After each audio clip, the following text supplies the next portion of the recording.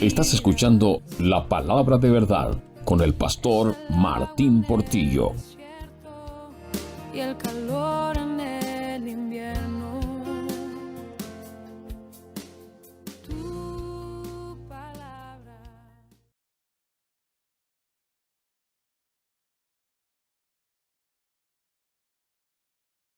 Ok, vamos hoy a terminar con el capítulo 8 de Hechos a partir del versículo 26. Hechos 8, 26. La semana pasada estuvimos hablando de Hechos 1 al 25, donde básicamente hablamos en forma muy breve de la mención que hace ese pasaje sobre Saulo. Y decíamos en relación a Saulo o a Pablo que la razón por la que Pablo le costó durante toda su vida ministerial, la razón por la que le costó tanto tener credibilidad en las iglesias de la época, es que Saulo estuvo en la otra acera contraria al evangelio de una forma radical. Esa misma pasión que vimos en Pablo cuando se convirtió al Señor, esa entrega plena al punto de decir, para mí el vivir es Cristo y el morir es ganancia, esa pasión, esa entrega, ese compromiso que Pablo tuvo con el evangelio, lo tuvo del otro lado contrario, al punto de que decíamos que en ese pasaje dice que Pablo entraba a las casas de los cristianos y los sacaba a rastras y los llevaba a la cárcel. Odiaba a los cristianos con todo su corazón.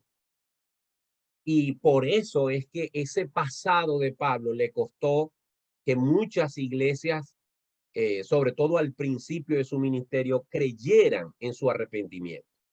¿Ok? Y muchos guardaban en su corazón algún tipo de rencor o de rabia o de mal sabor por haber visto a Pablo tan contrario al evangelio, tan perseguidor del evangelio y luego convertirse en su mayor exponente en el mundo gentil.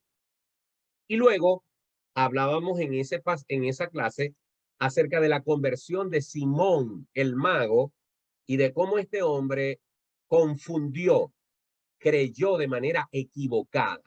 Hay personas que pueden creer en el evangelio de forma equivocada. Pueden estar en el evangelio por razones equivocadas. Pueden venir al evangelio por razones económicas, por razones emocionales, por tener un estilo de vida mejor, por muchas razones. Pero si no vienen a Cristo con una fe verdadera, genuina, entonces realmente no van a ser salvos. Y ese fue el caso de Simón, que en el versículo 13 dice que creyó, pero incluso se bautizó, pero sin embargo pretendió comprar el don del Espíritu Santo y sacar beneficio de él, lo cual trajo de parte de Pedro una gran reprimenda cuando le dice en el versículo 20, tu dinero perezca contigo porque has pensado que el don de Dios se obtiene con dinero. No tienes tu parte ni suerte en este asunto porque tu corazón no es recto delante de Dios. Arrepiéntete pues de esta tu maldad y ruega a Dios y quizás te sea perdonado el pensamiento de tu corazón.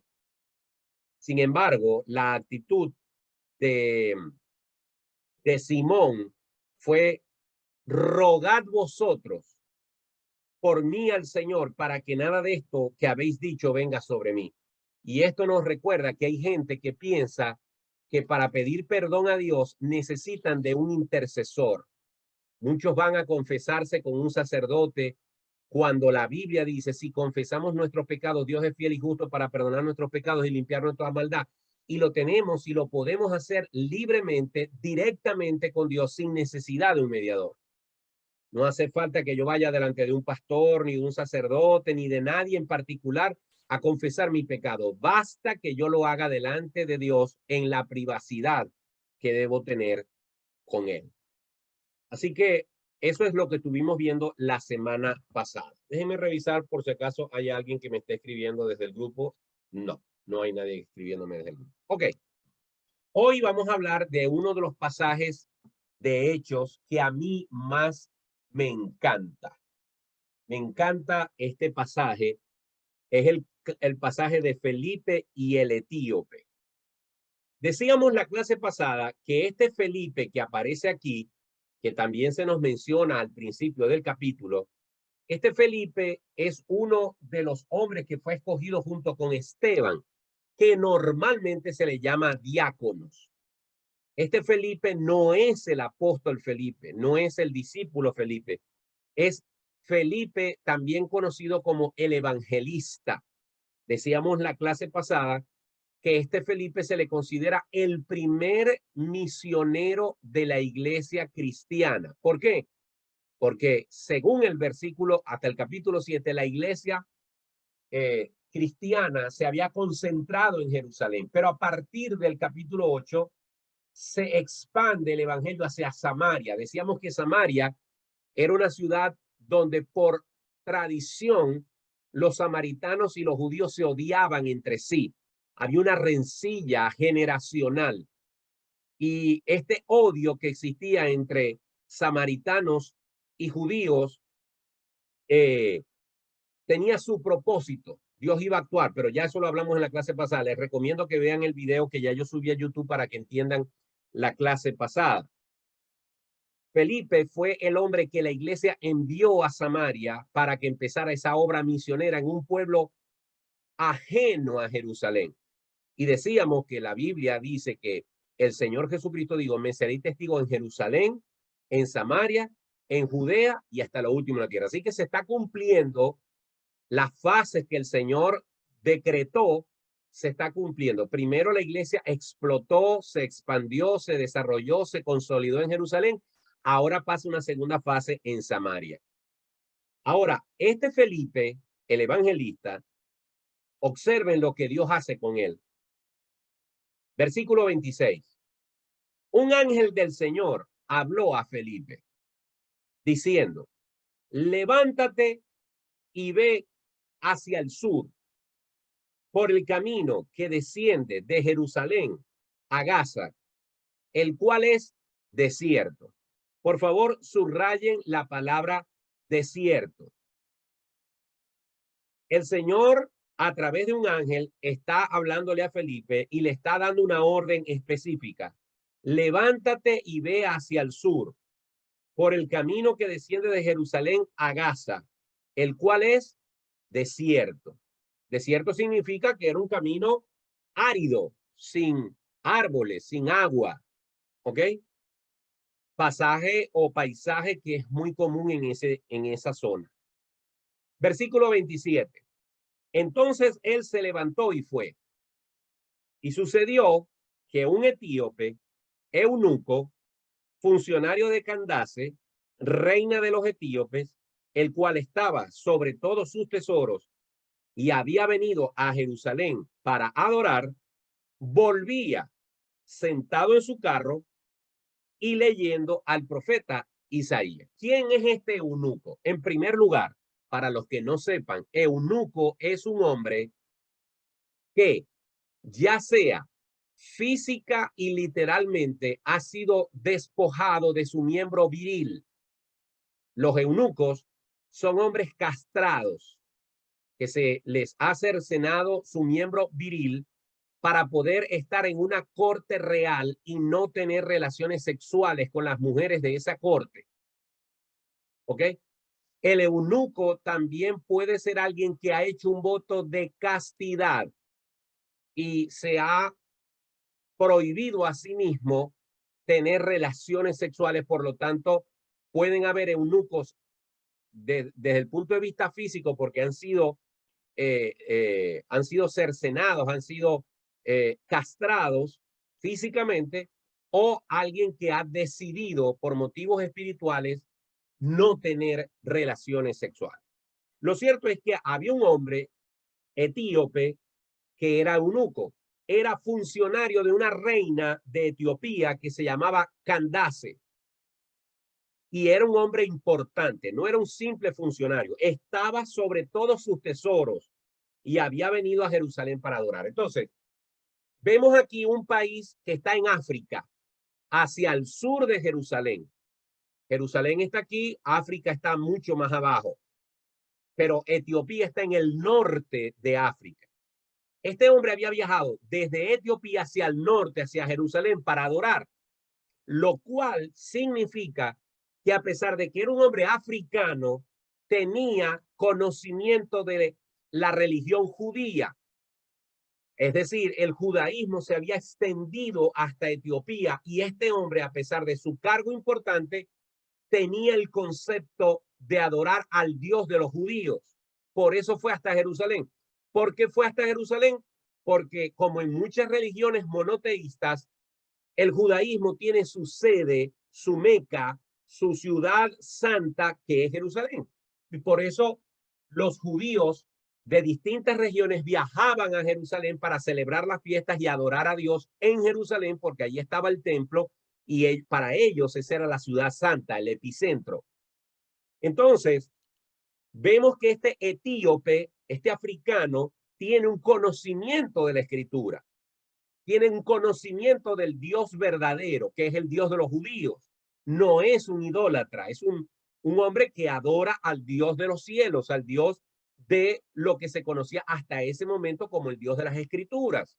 Incluso, según el versículo 28, él tenía una copia del libro de Isaías, que fue un profeta.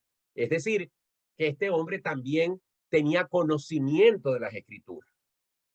¿Ok? Entonces, fíjense, Dios le dice a Felipe, ve hacia el sur por el camino que es un desierto. Pero al mismo tiempo vemos que en paralelo, simultáneamente, hay un hombre que también va por esa ruta regresando de Jerusalén hacia el sur, hacia Etiopía. Es decir, por aquí va Felipe, por aquí va el etíope, y Dios deliberada y soberanamente hace que un hombre se cruce en el camino de este etíope que tiene influencia, que tiene conocimiento de Dios, pero que le falta conocer al Mesías. Y vamos a ver ahora por qué yo digo esto del Mesías, pero necesita que alguien le predique, necesita que alguien le presente el plan de salvación. Y Dios hace que estos dos hombres se consigan en el desierto. Versículo 29. Y el Espíritu dijo a Felipe, acércate y júntate a ese carro. Es decir, en algún punto del desierto, Dios hizo que Felipe y la caravana del etíope se consiguieran. La Biblia no dice que es una caravana, pero sí habla de un carro. Si habla de un carro, está hablando también de que habían caballos que arrastraban ese carro. Ahora, si este hombre era un funcionario de la reina de Etiopía y este hombre era un hombre importantísimo al punto de que estaba sobre todos los tesoros de la reina, es lógico pensar que por lo menos había una caravana de personas que iban con él, de sirvientes, de hombres, de guardaespaldas, de gente que llevaba la comida, la tienda, las cosas. Es decir, este hombre no iba en un caballo solito o en un carruaje solito. Seguramente contaba con la mayor cantidad de siervos y era una caravana prominente. Y Felipe, Dios le dice, júntate a ese carro, acércate a ese carro donde va el etíope. Acudiendo Felipe, versículo 30, le oyó que leía al profeta Isaías. Era costumbre leer la palabra en voz alta. Y este hombre iba leyendo al profeta Isaías y Felipe le escuchó que estaba hablando. Ahora, ¿cómo supo Felipe que estaba leyendo Isaías? Por el contenido de la escritura. Y Felipe, que es un judío, conoce el libro de Isaías. ¿Por qué? Porque normalmente esos hombres conocían la escritura. Es como que si usted fuese pasando al lado de una persona y esa persona está leyendo la Biblia y usted que ha leído y lee la Biblia, de pronto escucha que está leyendo algo que usted en algún momento ha leído también. Por ejemplo, alguien está leyendo en voz alta Juan capítulo 14.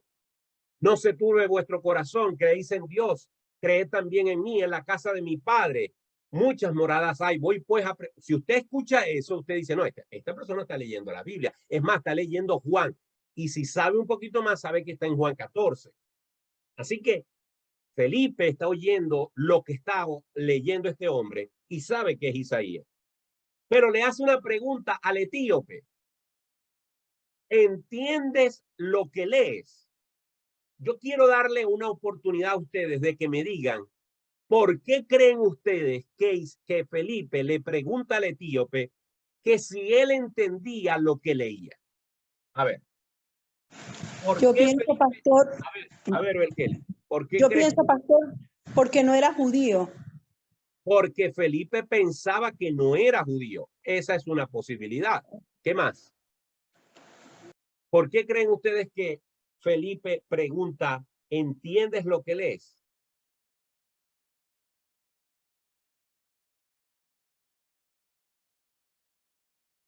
Ok, como no tenemos mucho tiempo. Adelante, Eva. Tienes que abrir tu micrófono, Eva. Eva, tienes que abrir tu micrófono porque no te estamos escuchando. Muchas personas que conocen el idioma en su propio idioma. Conozco muchas personas que leen el mismo idioma, el español, por ejemplo, y leen y no entienden absolutamente nada. No entienden porque esto es guiado por el Espíritu Santo. Sin el Espíritu Santo nosotros no somos capaces de entender estas escrituras.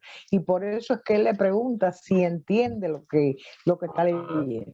Ok, o sea, Belkeli dio en el clavo cuando dijo Felipe se hace una figura de que este hombre será judío. Entenderá lo que nosotros entendemos. Pero Eva también dice algo interesante. Puede ser que él esté entendiendo, independientemente si es judío o no. Está entendiendo desde el punto de vista de las palabras, pero realmente está comprendiendo el mensaje, que es otra cosa. Y esa es otra forma de verlo. Muy bien, Eva. Creo que Devinson iba a decir algo. Sí, iba a decir algo. Usted sabe que precisamente el libro de Isaías, no sé si me escucha. Sí, adelante. Perfecto. El libro de Isaías es un poco complicado, cualquiera no lo entiende. Exacto. Parece que como él se adelanta, imagínense, eso fue un libro que fue escrito 700 años antes que Jesús. Correcto. Estaba prediciendo lo que iba a suceder. Entonces, realmente, pues, para el etíope, o sea, conocía algo, pero no lo suficiente, pienso yo. Correcto, correcto. Excelente. Me alegra haberle dado la oportunidad a ustedes de que me dijeran, porque obtuve varias perspectivas. Excelente. Entonces, número uno, el paradigma de que será judío. ¿Entenderá una persona que no es judía esta escritura? Nos decía Eva, ¿entenderá realmente el significado del mensaje? Devinson dice, ¿entenderá un libro tan complicado como Isaías, la profecía que está leyendo? Interesante. Bueno, quiero decir que posiblemente Felipe vio el color de esta persona. La Biblia no lo dice, pero podríamos elucubrar que este hombre era de color oscuro. Los africanos, los etíopes, posiblemente tienen un fenotipo, unas características físicas que no son precisamente parecidas a la de alguien de Israel. Así que posiblemente era alguien de color oscuro. Y es probable que en el paradigma de Felipe no entendiese que alguien de otra nación pudiera entender algo que le pertenece a los judíos de Israel, como el libro de Isaías.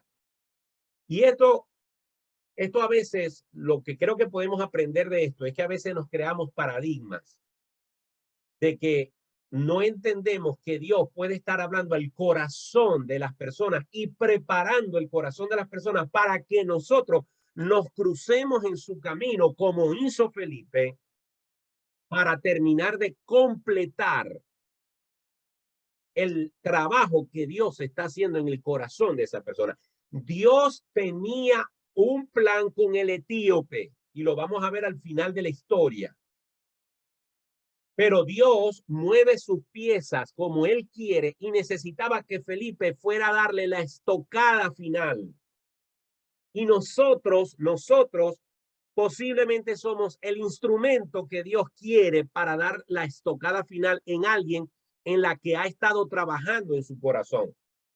Pero tenemos que abrir la boca, tenemos que irnos por el camino hacia el sur del desierto, a cruzarnos con la gente que va en busca de la verdad y que necesita que alguien le predique. Por lo tanto, nosotros debemos aprovechar cuando nos juntemos al carro de nuestros compañeros de trabajo, de nuestros vecinos, de nuestros familiares, debemos aprovechar la oportunidad para introducir el mensaje del evangelio, para preguntarle a la persona, ¿tú crees en Dios? Si mueres esta noche irías al cielo. ¿Qué piensas tú acerca de la eternidad? Y utilizar cada conversación para presentar el evangelio. Es una buena aplicación para lo que estamos viendo aquí con Felipe que se consigue con el etíope. Ahora, dice el versículo 31. Él dijo, él se refiere al eunuco. ¿Y cómo podré si alguno no me enseñare? Y rogó a Felipe que subiese y se sentara con él. Es importante este versículo por varias razones. Primero, él está diciendo, yo necesito a alguien que me explique. Yo necesito a alguien que me desenrede esto, que profundice, lo cual está en consonancia con lo que dice la Biblia. ¿Cómo creerán si no hay quien les predique? Es decir, la razón por la que los cristianos estamos en la tierra es para predicar a Jesucristo. Se está cumpliendo lo que el mismo Señor dijo en Hechos, capítulo 1, verso 8. Y recibiréis poder cuando venga sobre vosotros el Espíritu Santo y me seréis testigos. Felipe era un hombre lleno del Espíritu Santo y Dios lo está usando ahora para hablarle a Felipe. El Señor nos ha dado a nosotros el Espíritu Santo para que demos testimonio a todo aquel que lo necesite. Y rogó a Felipe que subiese y se sentara con él en el carro. Esta palabra subiese y esta palabra sentara con él, nos da la idea del tamaño del vehículo sobre el que iba este hombre. Cuando dice subir, nos muestra que era un carruaje alto. Y cuando dice sentara con él, nos dice que era un carruaje ancho. Es decir, era un carruaje real, confirmando lo que dije hace unos minutos atrás. Esto nos da una idea de la magnificencia y del tamaño de la caravana y de la importancia de este hombre que va a ser clave para el resto de la historia. Versículo 32. El pasaje de la escritura que leía era este. Como oveja a la muerte fue llevado, y como cordero mudo delante del que lo trasquila, así no abrió su boca. En su humillación no se le hizo justicia, mas su generación, ¿quién la contará? Porque fue quitada de la tierra su vida. Eso está en Isaías, capítulo 53, versículo 7 al 8. Ahora, vayamos un momento sin perder Hechos. Vayamos un momento a Isaías 53.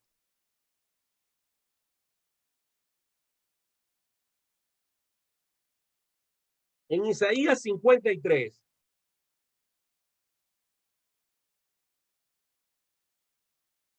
ubiquémonos en el verso 3, Isaías 53. Recordemos que el hombre venía leyendo el libro de Isaías y Felipe se acercó y lo escuchó leer el libro de Isaías. Y lo que le escuchó fue el versículo 7 y el versículo 8. Pero evidentemente este hombre había pasado por los versículos previos. Y partiendo del versículo 3 nos dice, Isaías 53, despreciado y desechado entre los hombres, varón de dolores, experimentado en quebranto, y como que escondimos de él el rostro, fue menospreciado y no le estimamos. Ya el etíope había leído esto. Ciertamente llevó él nuestras enfermedades y sufrió nuestros dolores, y nosotros le tuvimos por azotado, por herido de Dios y abatido. Mas él herido fue por nuestras rebeliones, molido por nuestros pecados. El castigo de nuestra paz fue sobre él, y por su llaga fuimos nosotros curados. Todos nosotros nos descarriamos como ovejas, cada cual se apartó por su camino, mas Jehová cargó en él el pecado de todos nosotros. Angustiado, este es el versículo que lo consigue él. Angustiado él y afligido, no abrió su boca. Como cordero fue llevado al matadero, y como oveja delante de sus tranquiladores enmudeció y no abrió su boca. Por cárcel y por juicio fue quitado su generación. ¿Quién la contará? Porque fue cortado de la tierra de los vivientes, y por la rebelión de mi pueblo fue herido. Entonces, este es un pasaje muy conocido, pero déjenme decirle algo. Hoy en día, Isaías 53 es un pasaje que poco leen los rabinos judíos en la sinagoga. Porque Isaías 53 es el evangelio en el Antiguo Testamento. Pocos o casi ningún versículo de la Biblia es tan descriptivo acerca de la obra redentora de Cristo y de la persona de Cristo, muy especialmente cuando esto fue escrito, como dijo Davidson, 700 años antes de la muerte de Jesús. Es más, voy a decir algo que ojalá me lo puedan captar porque es un poco difícil de entender.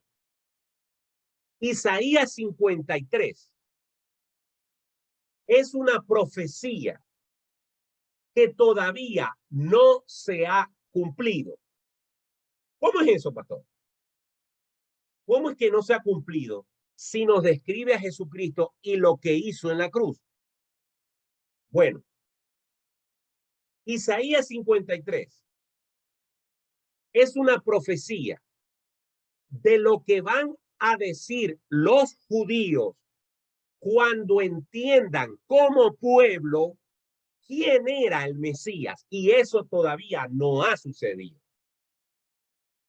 Cuando el pueblo judío al final de los tiempos comprenda que Yeshua, ese que ellos consideran un farsante, realmente era el Hijo de Dios, ellos van a pronunciar estas palabras que aparecen en Isaías 53.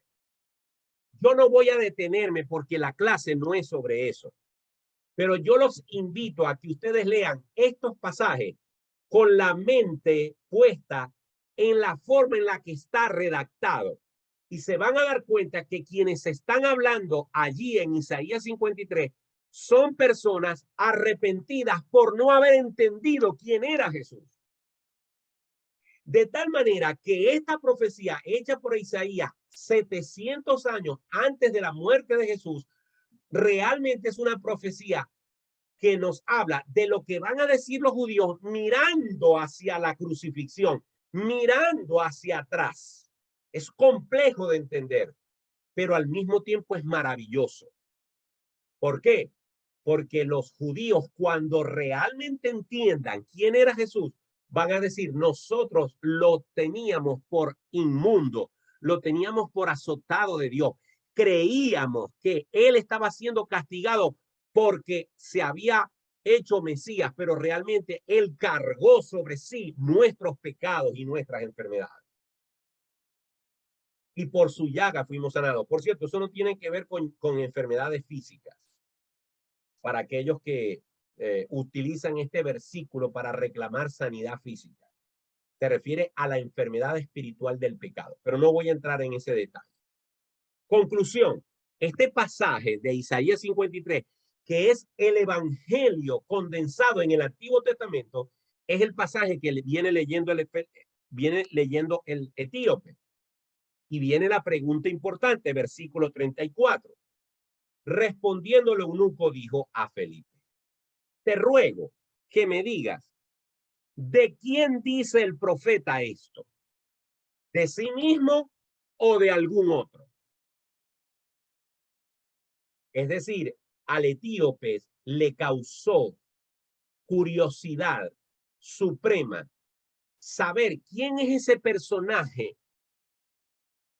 que fue maltratado injustamente para la liberación de su pueblo.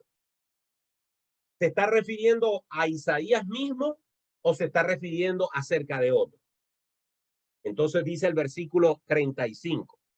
Entonces Felipe, abriendo su boca y comenzando desde esta escritura, le anunció el evangelio de Jesús. Es decir, lo mismo que había hecho Pedro, lo mismo que había hecho Juan, lo mismo que había hecho Esteban, usando lo que existía escrito de la palabra, lo usaron como base para predicar el plan de salvación que es el evangelio de Jesús. La Biblia se confirma a sí misma porque la Biblia dice, la fe viene por el oír y el oír la palabra de Dios. Por eso es que cuando nosotros prediquemos el evangelio, no debemos hacerlo con base en ideas personales. Nuestro testimonio es importante. Lo que nos ha pasado a nosotros es importante, pero debemos predicar la escritura porque la palabra de Dios tiene vida en sí misma y es la palabra la que como espada cortante penetra hasta la coyuntura, penetra hasta el corazón, penetra hasta lo más profundo de la persona. Es la palabra lo que le va a traer vida a esa persona. Es lo que el Espíritu Santo usa. Por eso los cristianos debemos procurar dominar algunos pasajes y versículos bíblicos para que cuando prediquemos la escritura, sin ser teólogos, sin ser grandes predicadores, manejemos algunos versículos que los vamos a usar para predicar la palabra. Y esos versículos que son la palabra de Dios van a ser usados por Dios para caer como semilla y producir fruto en ese corazón. ¿Se entiende? A partir de esta escritura, Felipe le predicó el evangelio de Jesús. Versículo 36. Y yendo por el camino, llegaron a cierta agua. Por favor, subraye la palabra cierta agua. Y yo voy a detenerme aquí. Primero les dije al principio de la clase que en el versículo 26 subrayaran la palabra desierto. Ahora, cuando usted piensa en desierto, ¿está pensando en agua? No, todo lo contrario. En el desierto, uno en lo que menos piensa es que se va a conseguir agua. La única forma de conseguir agua en el desierto es que o haya un oasis natural que puede existir, se pueden conseguir oasis en los desiertos, o como eso eran caminos transitados por muchas personas, posiblemente había un estanque. Lo cierto es que la palabra de Dios utiliza la expresión cierta agua. Y ya vamos a ver por qué la expresión cierta agua.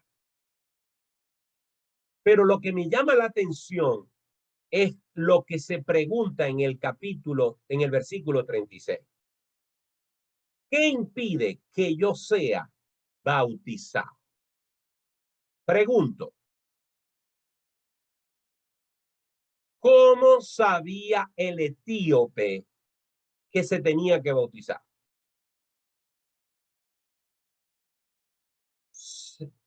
Primero, ¿cómo sabía el etíope que se tenía que bautizar? Segundo, ¿por qué preguntó esto cuando vio la cierta agua? Quisiera que ustedes me respondieran esas dos preguntas. ¿Cómo supo él del bautismo? ¿Por qué sabía de algo del bautismo? ¿Por qué preguntó eso? Y segundo, Zuleima quiere responder. Y segundo, ¿por qué lo preguntó cuando vio el agua? Adelante, Zuleima, abre tu micrófono. Bueno, cuando Jesucristo dice en Mateo 28 que les dijo que fueran por todo el mundo, hablándole de las cosas que los había enseñado y bautizándolos en el nombre del Padre, del Hijo y del Espíritu Santo. Esa puede haber sido una de las razones. Pero ¿cómo supo el etíope que Jesús dijo eso? No, el etíope no, lo sabía Felipe, y si le estaba compartiendo, le estaba compartiendo las cosas que ya le habían dicho los discípulos que habían vivido con Jesús, porque le está compartiendo el evangelio. Entonces, al hablar del bautismo, el bautismo en aquel tiempo se usaba en los ríos, en donde había agua, ¿verdad? Era que eran bautizados. Me imagino que él, a ver el agua, relacionó y dijo, ¿y qué me impide entonces, si aquí hay agua, que me bautice? Muy bien, muy bien. Es decir, que entonces... perdón, Belkeli. Disculpa, Belkeli. Adelante, Belkeli. También Entre pienso más igual que, participen, para mí es mejor, pero solamente me lo hacen saber. Adelante, Belkeli. yo también pienso igual que Zuleima, que le quedó tan claro el evangelio que fue explicado por Felipe, que le llegó y fue tan convencido que se quiso bautizar de una vez. Excelente. ¿Alguien más? Ok, fíjense, me gustó esto que dijo Zuleima, por supuesto, y esto que dice Belkeli lo refuerza. Felipe le explicó en forma integral el mensaje. Lo trajo desde el Antiguo Testamento, desde esta profecía sobre el Mesías, lo pasea por un hombre llamado Jesús y le habla del evangelio de Jesús y lo conecta con el proceso de discipulado que están celebrando los discípulos, los apóstoles. Y le dice a este hombre, si crees en Cristo, lo único que tienes que hacer, no para ser salvo, sino porque es una ordenanza. Recuerden que los cristianos tenemos dos ordenanzas, bautismo y cena del Señor. Y como sobre todo Felipe, me imagino, no lo dice la Biblia, pero es lógico pensarlo. Felipe a este punto sabe que está hablando con un etíope que va a seguir su camino a África. No sabe cuándo lo va a volver a ver. Así que tiene que aprovechar de explicarle tanto como pueda. Y si es posible, bautizarlo de una vez para que él siga su camino bautizado. Es decir, aunque la Biblia no lo dice, entre el versículo 35 y el versículo 36 hubo un espacio de tiempo en el cual Felipe aprovechó para plantearle y predicarle a este hombre todo lo que iba a necesitar para comenzar su vida cristiana.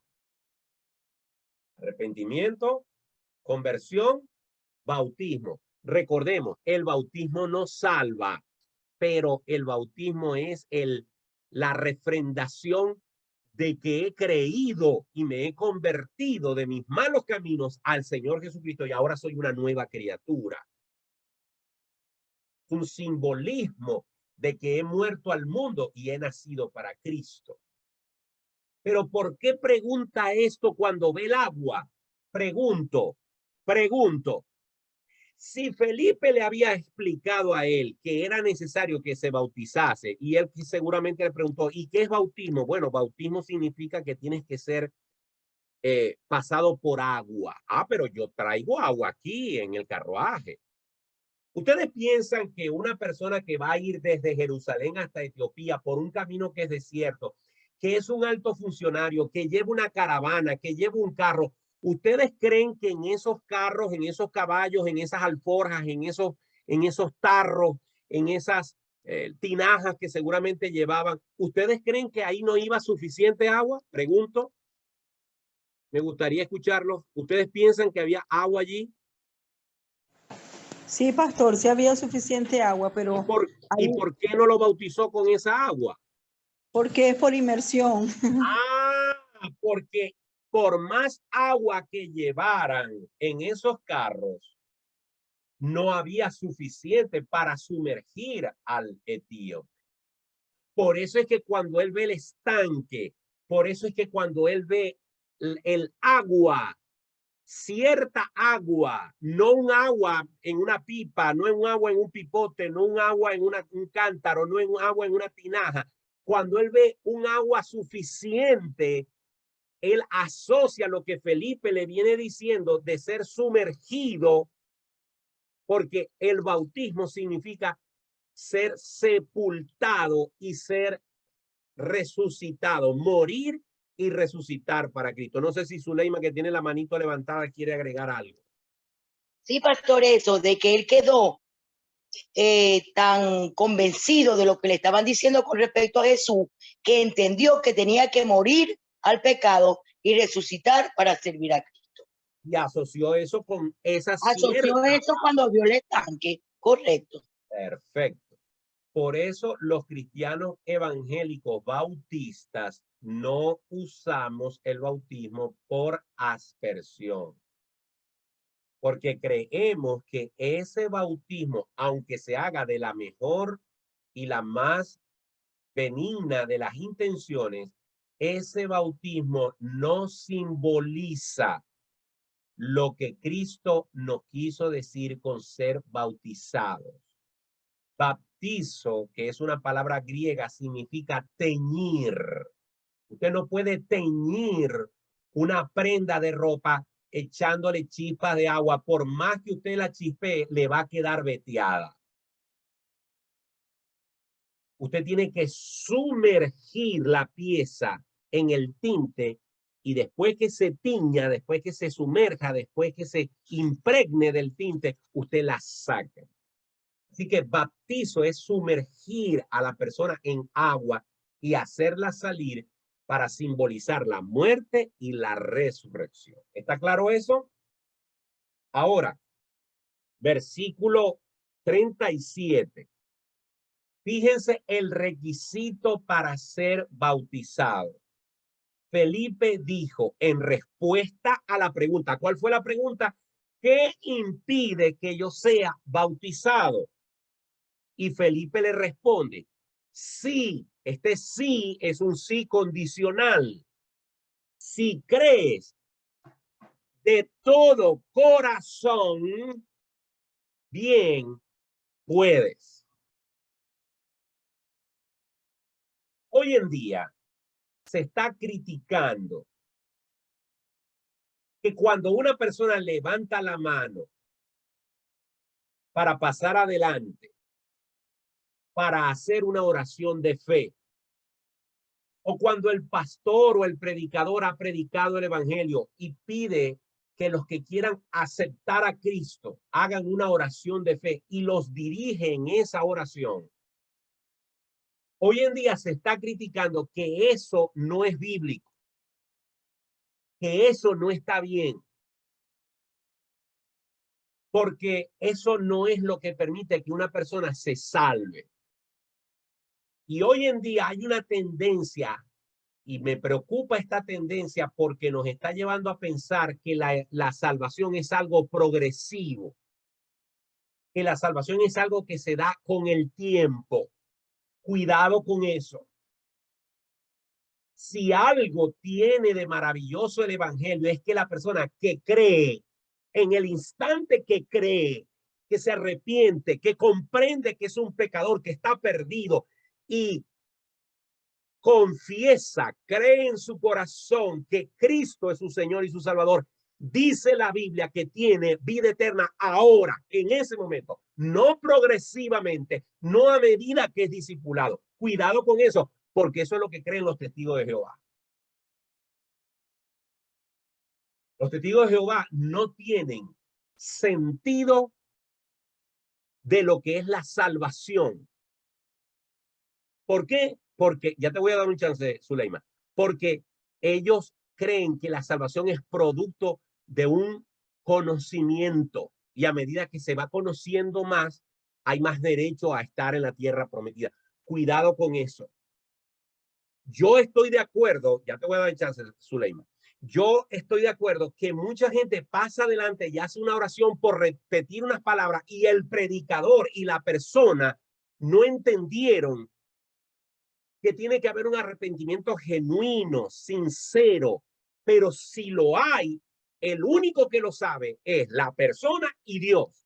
Por lo tanto, si yo le predico a alguien a Cristo y le invito a aceptar a Jesús en su corazón y lo invito a hacer una oración y luego que hace esa oración, yo le pregunto, ¿crees que estabas perdido en tus delitos y pecados? Sí. ¿Crees que ahora tienes a Cristo en tu corazón? Sí. ¿Te has arrepentido de tus pecados? Sí. ¿Crees que Cristo es el único que puede salvar tu vida? Sí. ¿Lo has recibido en tu corazón? ¿Lo crees con todo tu corazón? Sí. Si esa persona me dice eso y lo confiesa con su boca y Dios sabe que eso es verdad y esa persona sabe que lo que está diciendo es verdad, yo no puedo concluir, yo no puedo decir otra cosa que esa persona es salva. No puedo yo arrogarme el derecho de decidir quién es salvo y quién no. Y lo peor, y pretender medir la salvación de alguien por lo que sepa de la Biblia o no. Porque cuando Cristo escuchó al ladrón de la cruz decir, acuérdate de mí cuando vengas en tu reino, Jesús no le dijo, vamos a ver. Le dijo, hoy estarás conmigo en el paraíso. Y aquí Felipe le dice a este hombre que no lo va a ver más, que lo acaba de conocer, sí, crees de todo corazón, bien puede. Es un problema tuyo con Dios. Yo te expliqué el evangelio lo más claro que pude. Creo que no puedo ser más claro. Y si tú me dices a mí que lo que yo te he predicado, tú lo crees de todo corazón, entonces te puedes bautizar porque yo tengo que aceptar que tú eres un cristiano. Si mañana te apartas o no te apartas, si creces o no crees, ese es tu problema con Dios y será problema de Dios contigo. Pero yo tengo que aceptar que eres mi hermano en Cristo y te tengo que bautizar. Adelante, Zuleima.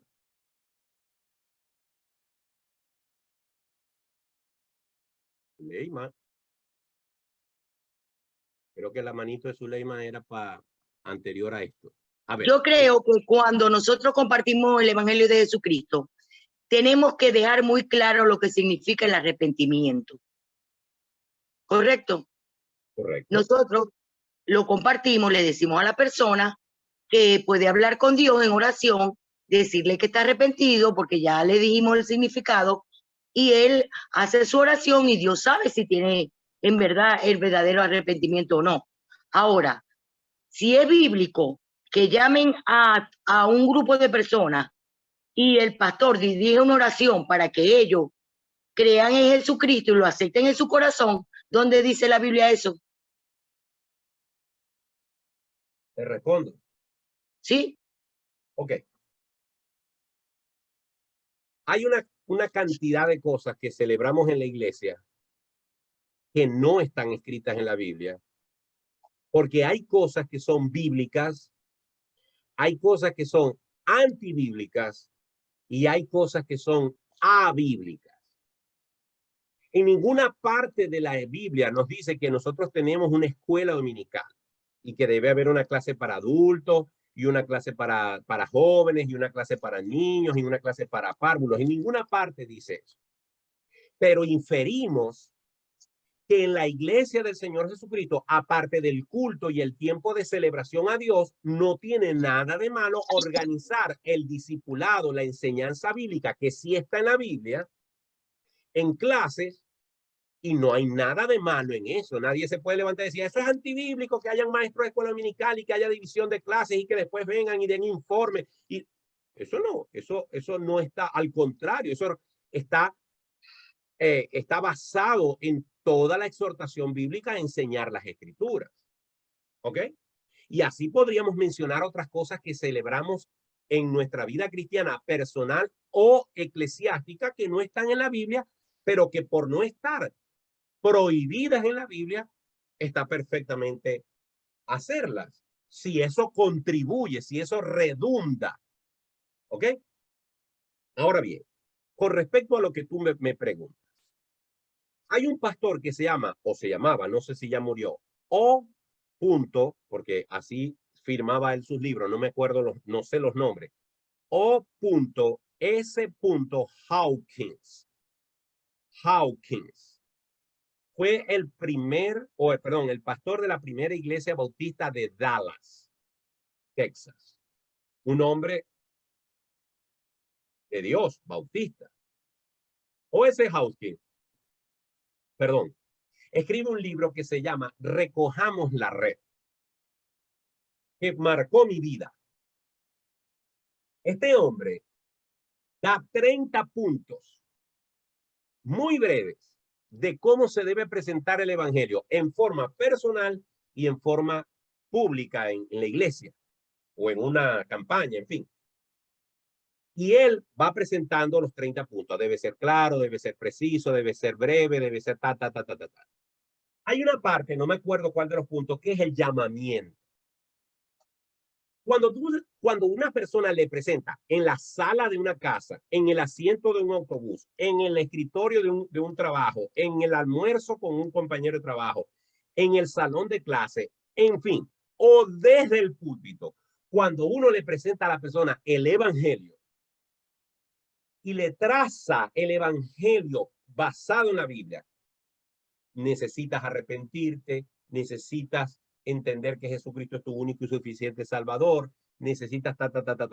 Y tú le presentas el evangelio de cabo a rabo como debe ser, con base bíblica, etc. Después que tú le presentas el evangelio, debe haber una invitación, ¿sí o no?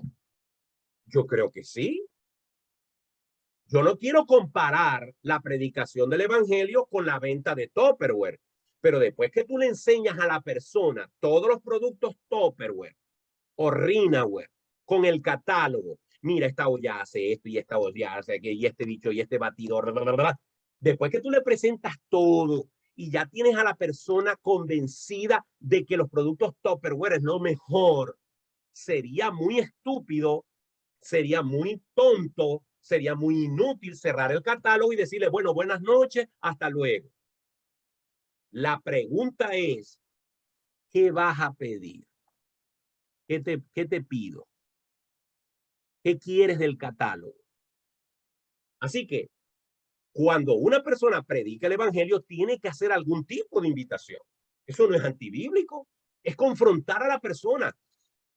Escoger, como le dijo Josué al pueblo de Israel, escoger hoy a quién servir, si a Dios o a los dioses, a los ídolos. Así que en la sala de una casa o desde un púlpito, el pastor, el predicador, debe invitar a la persona a tomar una decisión de la forma más clara, sin manipular.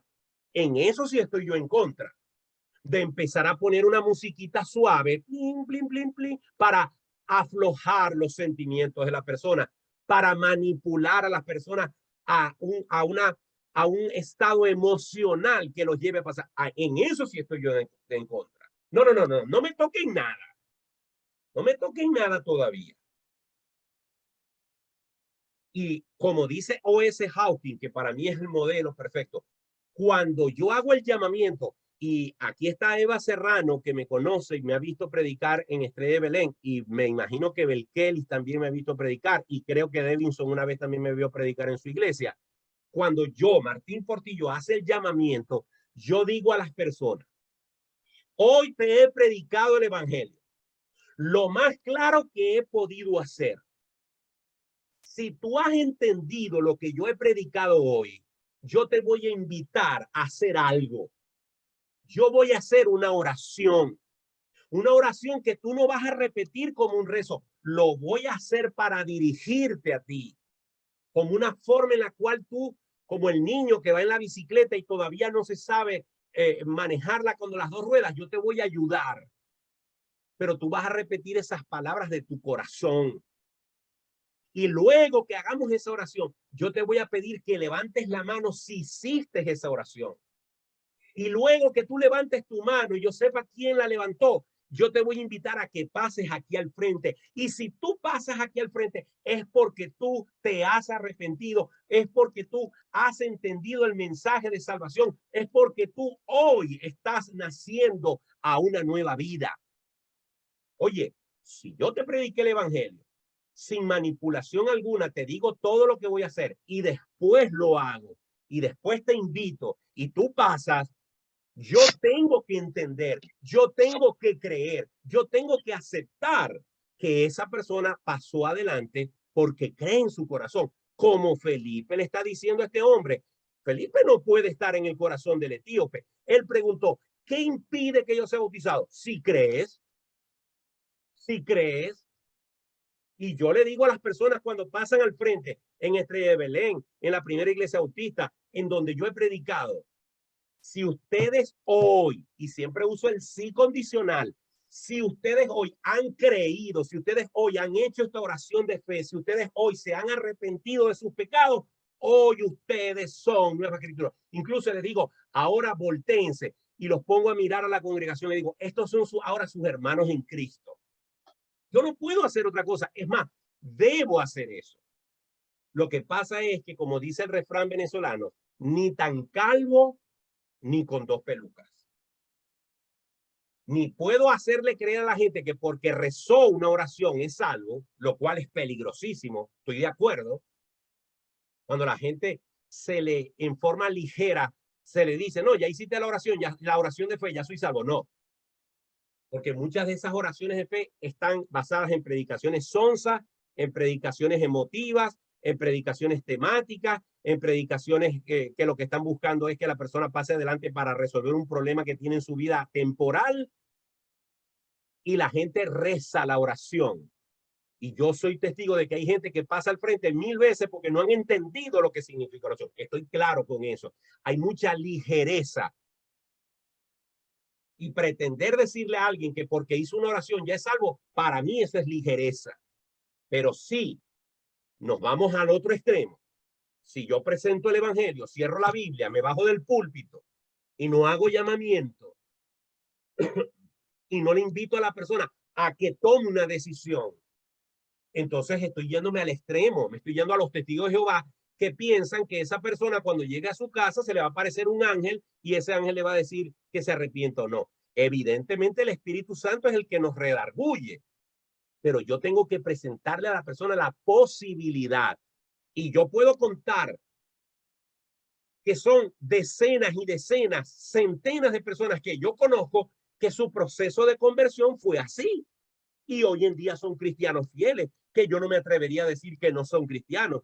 Y cuando los entrevisto y cuando les pregunto cómo fue tu conversión en una campaña con el hermano tal y pidieron y pasaron adelante, hicieron la oración después, fueron discipulados y hoy en día son cristianos.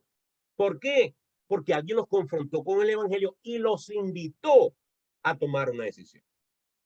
Así que yo entiendo a los predicadores, yo entiendo a los pastores, yo entiendo a mucha gente que está preocupada por la forma tan ligera en la que se invita a aceptar a Jesús, pero a mí me preocupa cuando nos vamos al otro extremo y queremos pasar a las personas por un filtro demasiado tupido para entonces poder decirle que es mi hermano en Cristo. Si crees de todo corazón, bien puedes. Entonces, fíjense la confesión, versículo 37. Y respondiendo dijo, creo que Jesucristo es el Hijo de Dios. ¿Qué fue lo que rechazaron los hombres a quien Pedro les predicó? Precisamente aceptar que Jesucristo es el Hijo de Dios. ¿Qué rechazaron los hombres que apedrearon a Esteban? Aceptar que Jesucristo es el Hijo de Dios. ¿Qué rechazaba Saulo hasta ese momento por lo cual sacaba a los cristianos de su casa y arrastrándolos los llevaba hasta la cárcel? Que le parecía una blasfemia decir que Jesucristo era el Hijo de Dios. Cuando una persona acepta que Jesucristo es la provisión de Dios para ser el salvador de su alma, esa persona cuando entiende eso y lo acepta de corazón y lo confiesa con su boca de corazón, es nueva criatura. Ahora observe, versículo 38. Cuando él pronunció esas palabras, mandó a parar el carro. ¿Quién mandó a parar el carro?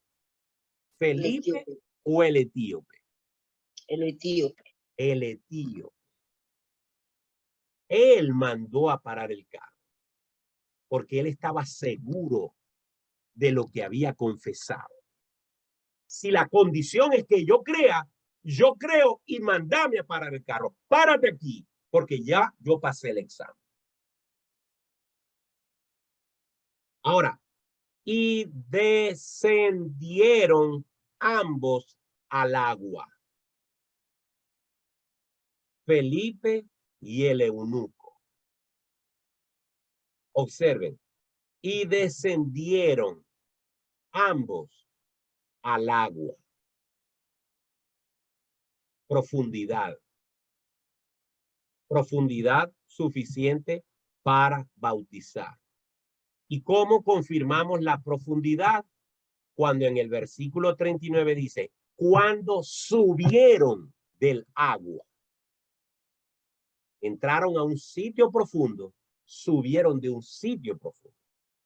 No era un charquito que le mojaba los talones, ni los tobillos, ni las rodillas. Era algo más profundo, a lo cual se tenía que bajar y de lo cual se tenía que subir. Cuando subieron del agua, el Espíritu del Señor arrebató a Felipe. Es decir, Felipe desapareció. Para los que creen que el arrebato es algo ficticio, hay que hablarles de Enoc, hay que hablarles de Elías y hay que hablarles de Felipe. Si bien es cierto, Felipe apareció en otro lugar, fue arrebatado de allí. Arrebató a Felipe y el eunuco no le vio más y se asustó. ¿Dice eso? No. ¿Qué dice? No. Y siguió su camino. gozoso su camino. Pero Felipe, que fue arrebatado, ahora se encontró en Azoto y pasando anunciaba el evangelio en todas las ciudades hasta que llegó a Cesarea. Vemos una obra portentosa del Espíritu Santo. Este hombre etíope iba a otro continente, iba a otro país, posiblemente no regresaría más o dentro de mucho tiempo. Era necesario que este hombre llegara a Etiopía convertido y bautizado, comprometido con la idea, con la verdad fundamental, angular del evangelio. Dios Padre envió a su Hijo Jesucristo para salvación de nuestras almas. No es por la ley que ya conocía ese etíope. No son por los sacrificios que ya ese etíope los conocía. No es por ir a adorar a Jerusalén. Es por creer que Jesucristo es el Hijo de Dios. Y regresó a Etiopía gozoso su camino. Ahora, ¿qué creen ustedes que pasó cuando ese hombre llegó a Etiopía? Siendo un funcionario altísimo del gobierno de Candace, la reina de Etiopía. Sin duda alguna, la Biblia no lo dice, pero no podemos evitar pensar que este hombre fue de influencia en su reino. No tengo los datos precisos, pero recuerdo haber leído que históricamente, en una fecha que coincide con este tiempo, se calcula que hubo un despertar del evangelio en África. y que comenzó por Etiopía, lo cual perfectamente puede ser asociado con la llegada de este hombre y que predicó desde el reino de Etiopía y se esparció el evangelio en África. No es una locura pensar en eso. Bien, hermanos, eso es lo que hoy teníamos que estudiar y yo quisiera que por favor, cualquiera sea su opinión sobre lo que hemos hablado hoy o alguna pregunta o algo que agregar, yo estoy a la orden para escuchar. Adelante, Zuleima, que creo que vas a hablar tú.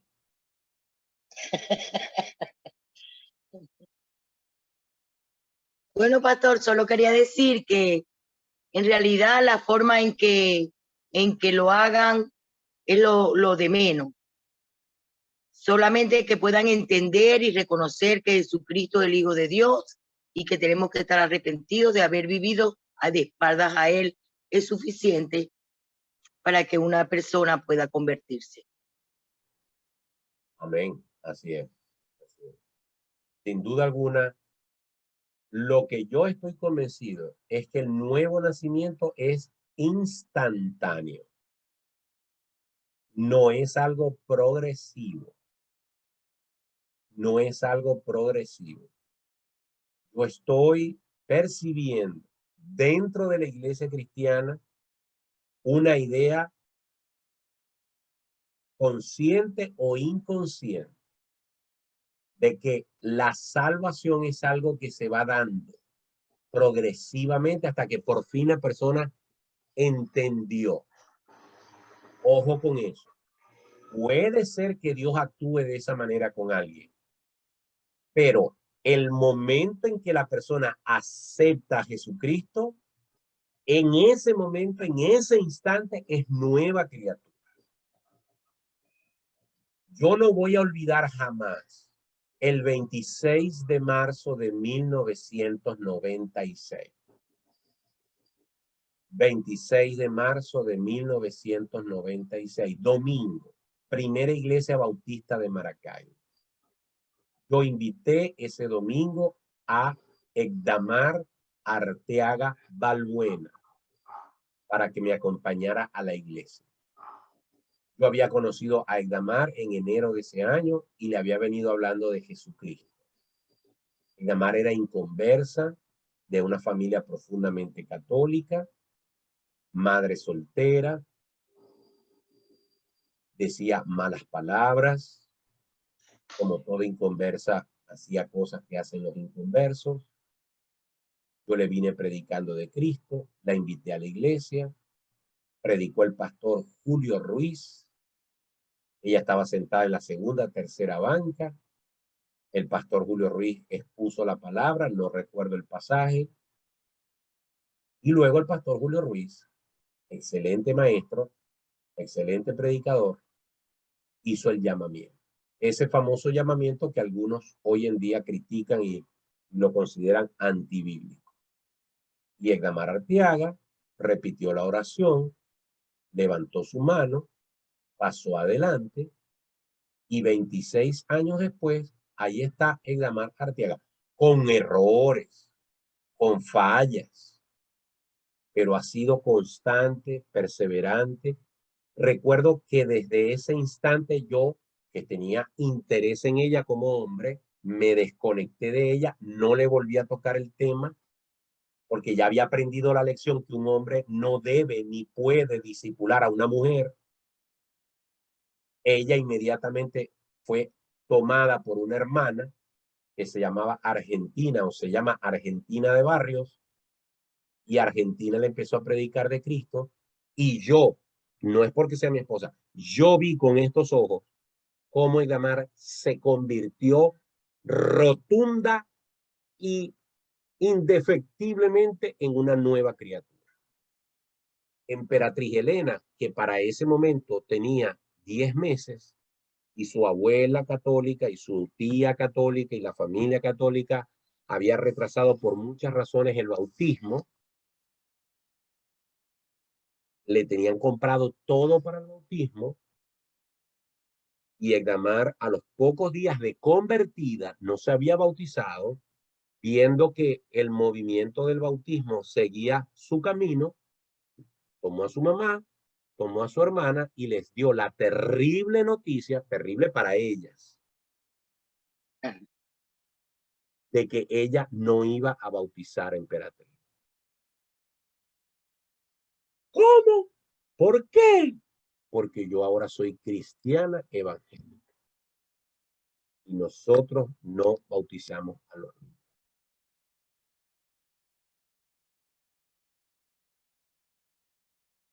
Y esa decisión la tomó mi esposa, que para ese momento no era mi esposa, sin que yo le dijera nada, sino que en su proceso discipular, la hermana argentina, cuando ella le preguntó, la hermana argentina le dijo, no, los niños no se bautizan por esto. Y ella tomó el valor de confrontar a su familia y decirle eso.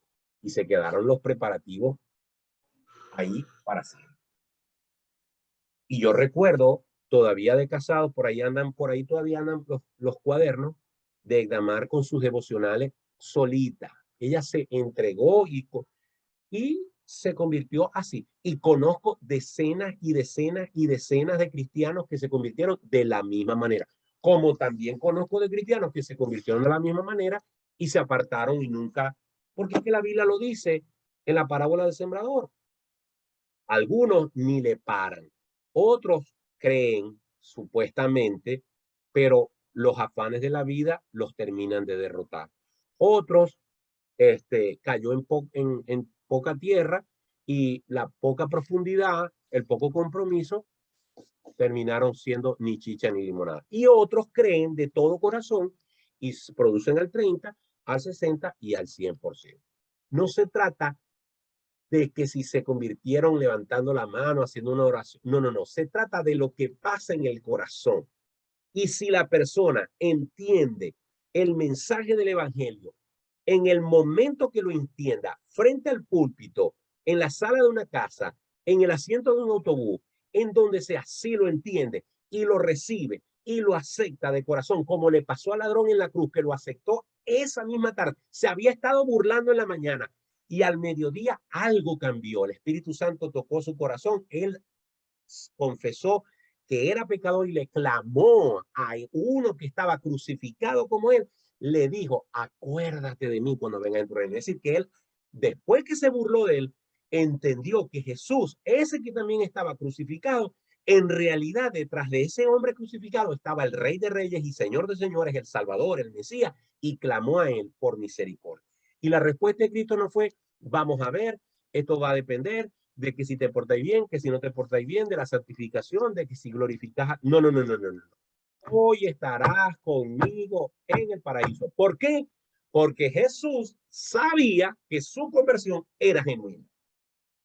Por eso Felipe, que no lo sabe, le dice, si crees de todo corazón, bien puede. Eso es lo que se necesita, creer de corazón. Y eso puede suceder en cualquier momento cuando la persona realmente acepta, reconoce, comprende que está perdido y que la única oportunidad que tiene, la única opción que tiene es confiar en Cristo como Señor y Salvador. ¿Algo más? Bien. Quería decirle, pastor, que a Dios gracias, hoy sé que lo que es un proceso de la santificación.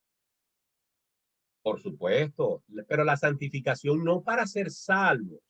No, para ser salvo, no, claro. Como resultado de la conversión. Como resultado de que yo me arrepentí, que he creído en Cristo y que todavía hay cosas en mi vida que necesitan ser entregadas a Dios y que Él haga conforme quiere. Como resultado de la conversión. Pero cuando yo creí en Cristo, cuando me compartieron el evangelio, lo hicieron en la universidad, o en aquel tiempo era un grupo que se llamaba Alfa y Omega.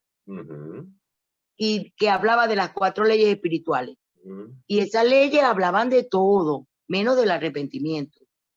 Y yo era católica, apostólica y romana. Y cuando a mí me predicaron aquello, yo caí en tantas confusión, ¿verdad? Que comencé a congregarme con ellos. Pero cuando me dijeron que tenía que congregarme en una iglesia evangélica, yo no lo acepté. Pero ¿sabe qué? Más nunca volví a ir tampoco para la iglesia católica. Pero Dios trató conmigo y aquí estoy. Así es, así es. Entonces es eso, la ligereza con que se predique. Eso es muy Hay importante. mucha ligereza. Que tenemos Hay mucha que ligereza. tenemos que hablarle a Dios de Cristo tal cual es. Hablarle de un cielo, de un infierno, de un arrepentimiento y por qué Él vino a este mundo. A que nosotros fuéramos perdonados de pecado, fuéramos conciliados con Dios, fuéramos hechos herederos, etcétera, y toda la gracia que Jesucristo despliega en su sacrificio. Si la persona viene a Cristo, si la persona viene a Cristo como sanador, si la persona viene a Cristo como proveedor, si la persona viene a Cristo como animador, si la persona viene a Cristo como liberador y como cualquier otro beneficio que Cristo puede dar, esa persona está yendo a Cristo por la razón equivocada. ¿Cristo libera? Sí. ¿Cristo sana? Sí. ¿Cristo provee? Sí. ¿Cristo restaura? Sí. Pero la persona tiene que venir a Cristo como Salvador. La persona entienda que está perdida, condenada. No, me voy a ir al infierno.